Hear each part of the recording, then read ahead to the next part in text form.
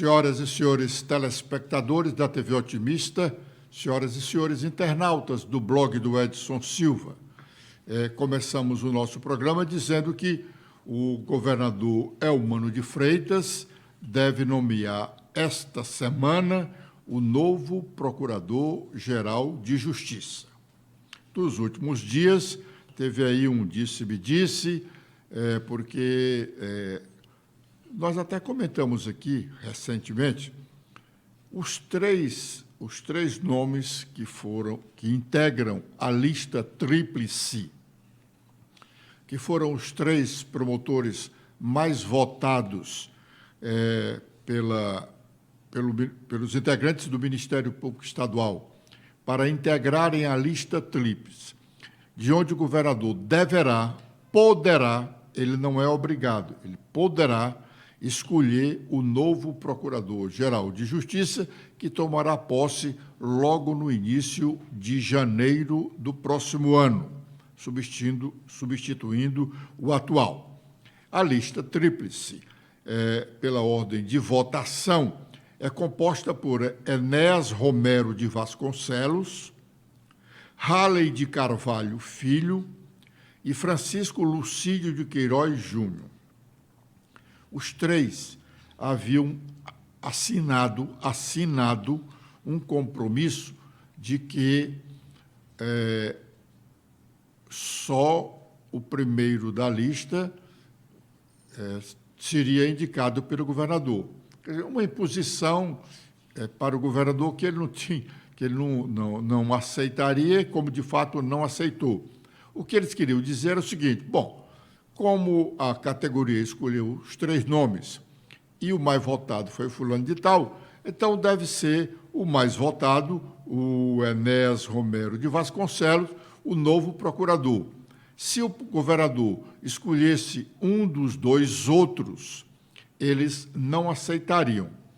Isso foi um acordo feito e assinado. Acontece que esse acordo foi rompido, como nós dissemos aqui, recentemente. Um ex-procurador-geral da Justiça nos confidenciou que estavam havendo uma briga feia entre eles. O compromisso havia sido desfeito. Mas o governador fez uma provocação na semana passada. Qual é a história aí? Se eu nomear um outro nome e ele não aceita, aí eles disseram que não, absolutamente, todos aceitarão. Lógico, seria uma desfeita ao governador, o governador nomear um cara desse, doido, todos eles são doidos para ser procurador-geral, e o cara dizer que não queria. Não ia acontecer nunca, mas havia esse compromisso. Bom, o governador pode indicar um dos três. Por que eu digo pode? Porque ele pode escolher qualquer um nome do Ministério Público para ser o Procurador-Geral de Justiça.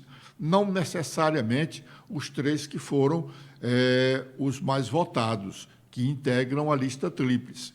O presidente Lula abandonou essa história de lista tríplice e escolheu um Procurador-Geral que, por sinal, Paulo Gustavo está assumindo agora de manhã o cargo de Procurador-Geral da República.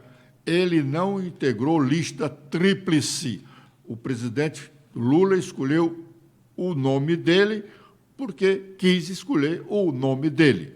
Nem o governador, nem o presidente estão obrigados a atender lista tríplice.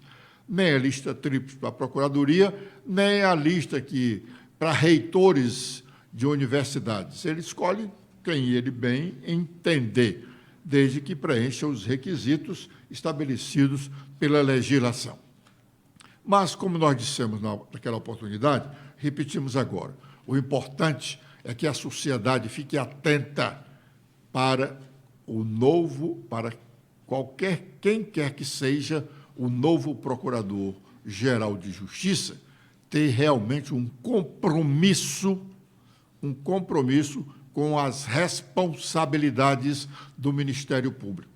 Hoje é sabido, inclusive por alguns dos integrantes do próprio Ministério Público, que o Ministério Público deixa muito a desejar.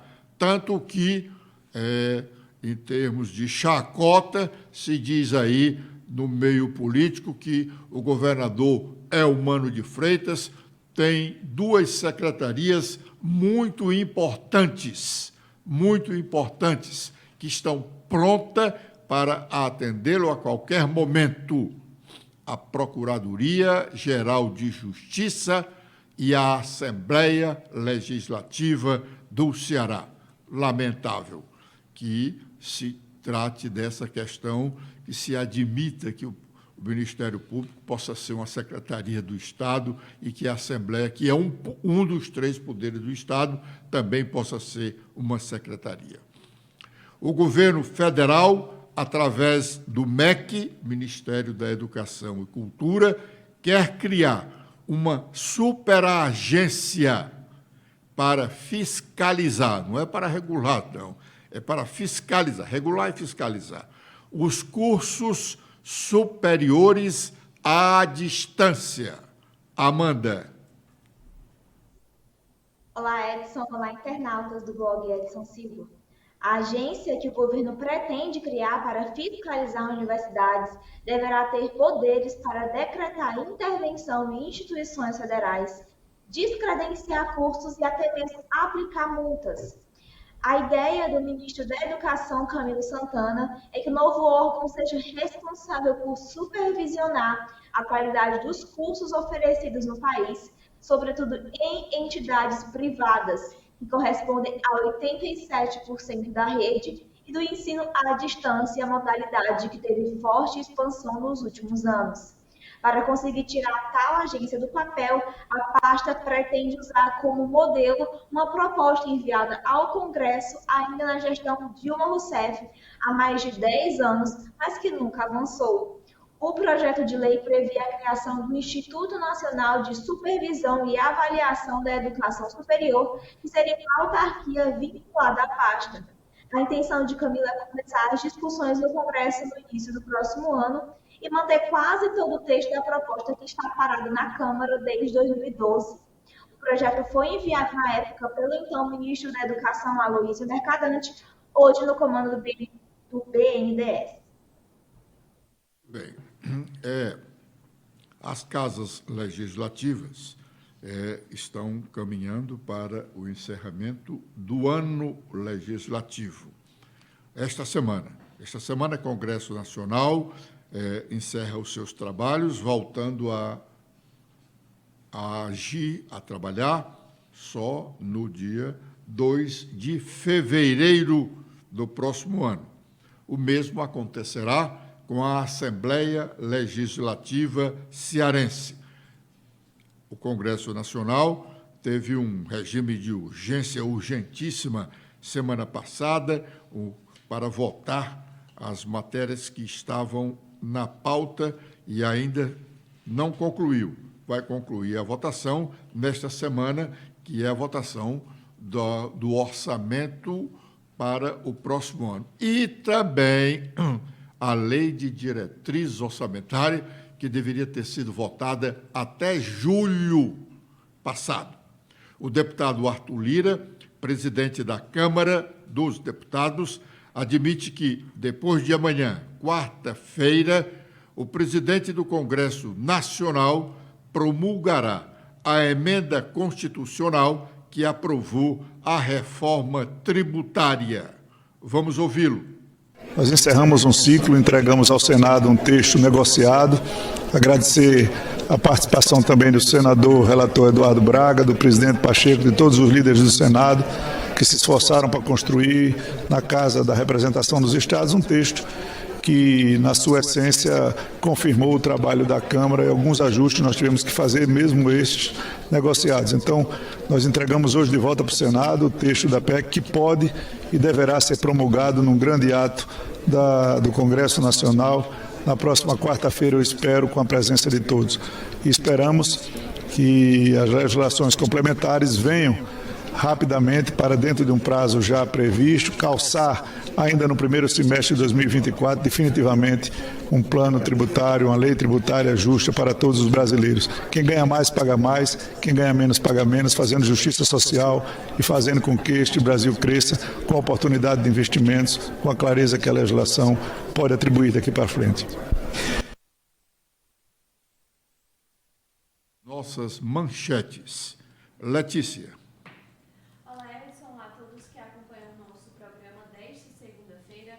Com as atualizações feitas no nosso blog, temos que o líder do PT defende que o governador Eumano de Freitas arbitre processo de escolha do candidato aqui em Fortaleza.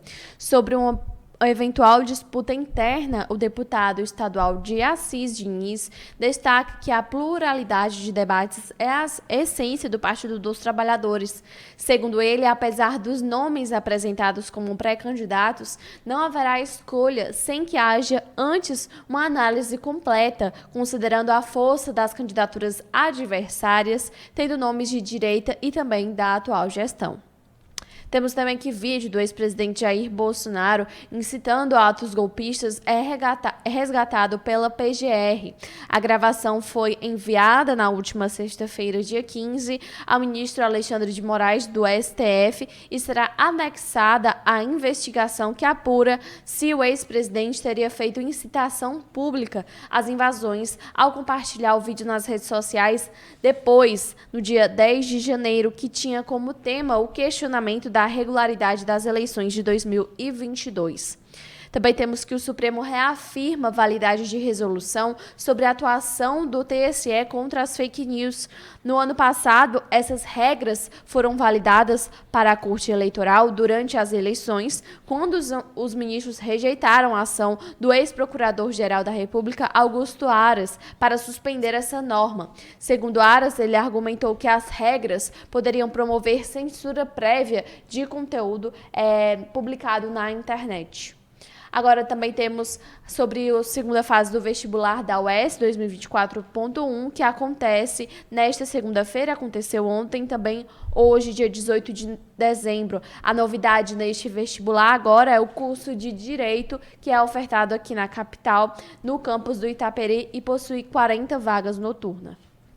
Agora, com os destaques nacionais, iniciando pelo Estadão, temos principal manchete que Lula retoma a política do gasto é vida e deixa o equilíbrio fiscal mais longe. Ao completar o primeiro ano de seu terceiro mandato, o presidente promove saques a descoberto, eleva a dívida do governo e recorre à contabilidade criativa para maquiar resultados das contas públicas. Com os destaques do Globo, temos que a maioria do STF rejeita analisar a ação que questiona aumento de 300% no salário de Romeu Zema, governador de Minas Gerais. E agora, com as últimas da Folha de São Paulo, temos que Lula e Bolsonaro apostam na polarização e eleições municipais viram teste de rejeição. O presidente e o ex reeditam 2022, programam viagens como cabos eleitorais e focam candidaturas favoritas no segundo turno. Bom, agora é o momento de fazermos o nosso primeiro intervalo. E já estaremos de volta com a sequência do nosso programa.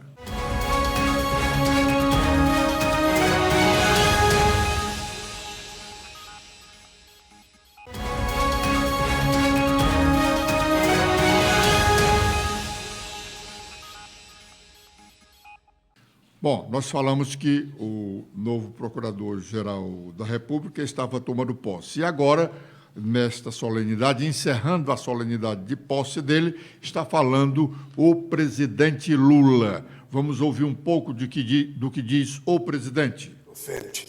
Sabe, essas pessoas não são reconhecidas publicamente.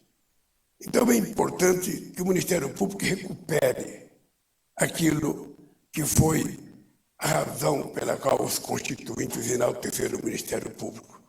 Garantir a liberdade, garantir a democracia, garantir a verdade, não permitir que nenhuma denúncia seja publicizada antes de saber se é verdade.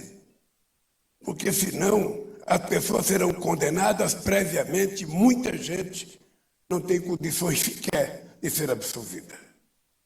Eu prezo muito por isso. Eu prezo muito por isso. Houve um momento em que aqui neste país as denúncias das manchetes de jornais falaram mais alto do que os autos dos processos. Muitas vezes. E quando isso acontece, se negando a política, o que vem depois é sempre pior do que a política. Não existe possibilidade de o Ministério Público achar que todo político é corrupto. Não existe possibilidade. Ou seja, que é um conceito que se criou na sociedade brasileira e qualquer denúncia contra qualquer político já parte do pressuposto que ela é verdadeira. E nem sempre é. E se a gente quiser evitar aventuras nesse país como o que aconteceu dia 8 de janeiro deste ano, se a gente quiser consagrar o processo democrático como o regime político mais extraordinário que o ser humano conseguiu inventar, o Ministério Público precisa jogar o jogo de verdade. E é em você, é na tua pessoa que eu, depois de conversar com muitos procuradores, cheguei à conclusão que deveria depositar a confiança do povo brasileiro. Da minha parte, eu quero te dizer publicamente, nunca lhe pedirei um favor pessoal. Nunca exercerei sobre o Ministério Público qualquer pressão pessoal para que alguma coisa não seja investigada. A única coisa que eu te peço, não faça o Ministério Público se diminuir diante da expectativa de 200 milhões de brasileiros que acreditam nessa instituição. Seja o mais sincero possível, o mais honesto possível, o mais duro possível, mas, ao mesmo tempo, o mais justo possível com a sociedade brasileira. Parabéns, doutor Paulo. Que Deus te ajude e que você seja um extraordinário procurador. O presidente Lula, encerrando a solenidade de posse do novo Procurador-Geral da República. Ontem, aqui em Fortaleza, o PT fez uma grande festa. A intenção era que ela fosse maior ainda em termos de números de filiações, mas ficou reduzida a filiação ou o ensaio de filiação. Ensaio, estou dizendo ensaio, porque a filiação propriamente dita do deputado Evandro Leitão a qualquer partido, ele sai do PDT para ele se filiar a qualquer outro partido. Com segurança, ele há de esperar a decisão da Justiça Eleitoral. No momento, ele tem o aprovo do Tribunal Regional Eleitoral. O Tribunal Regional Eleitoral homologou uma carta de anuência que foi dada a Evandro Leitão pelo Diretório Estadual do partido, na época presidido pelo senador Cid Gomes, mas que foi contestada pela direção nacional. O Tribunal Regional Eleitoral homologou esta carta. Esta carta passou a valer. Evandro poderia deixar o partido sem ser molestado por conta da lei da fidelidade eleitoral. Quando o partido recorreu da decisão do TRE, o TRE ainda falta decidir sobre esse recurso. É um recurso simples, não vai alterar a decisão. É um recurso, são os embargos de declaração. É uma filigrana que há no sistema do processo para que o magistrado ou a corte confirme aquela decisão. O tribunal há de confirmar. Esperava-se que ele fizesse isso, tivesse feito isso na semana passada, na segunda-feira passada. Não houve a sessão. Esperou-se para hoje, segunda-feira. O tribunal já fez a sessão pela manhã e o assunto não foi tratado. Pode ser que venha a ser tratado agora à tarde. Seja de que maneira for, esse recurso vai ao Tribunal Superior Eleitoral. E só em fevereiro, quando fevereiro chegar, a Justiça Eleitoral dará a palavra final quanto à carta de anuência para a filiação a um outro partido do deputado Evandro Leitão. Então, o festival que foi feito ontem, Evandro assinou uma ficha, mas essa ficha não vai ser encaminhada ao cartório eleitoral. A filiação partidária só se efetiva de fato quando a ficha de filiação é registrada no cartório eleitoral. O partido não é obrigado de encaminhar essa ficha imediatamente, após a sua assinatura, ou no dia seguinte, ou ele tem que encaminhar quando lhe aprouver. No caso, terá que ser até abril do próximo ano, porque só serão candidatos das eleições municipais do próximo ano quem filiado estiver a um partido até o início de abril, ou 6 meses antes da eleição. Pois bem, o partido PT esperava filiar alguns prefeitos, vereadores, mas essa filiação foi cancelada. Nós anunciamos aqui na sexta-feira, lemos inclusive uma nota de repúdio do Diretório Municipal do Partido dos Trabalhadores contra a filiação da prefeita de Icó, a senhora Laís Nunes, que é filiada ao PDT, e ia filiar-se ao PT. A nota de repúdio, sem dúvida, deve ter motivado outras manifestações, como nós admitimos no comentário da sexta-feira, e o PT suspendeu essas filiações em massa de prefeitos e vereadores. Agora é o momento de fazermos o nosso segundo intervalo, e já estaremos de volta com a parte final do nosso programa.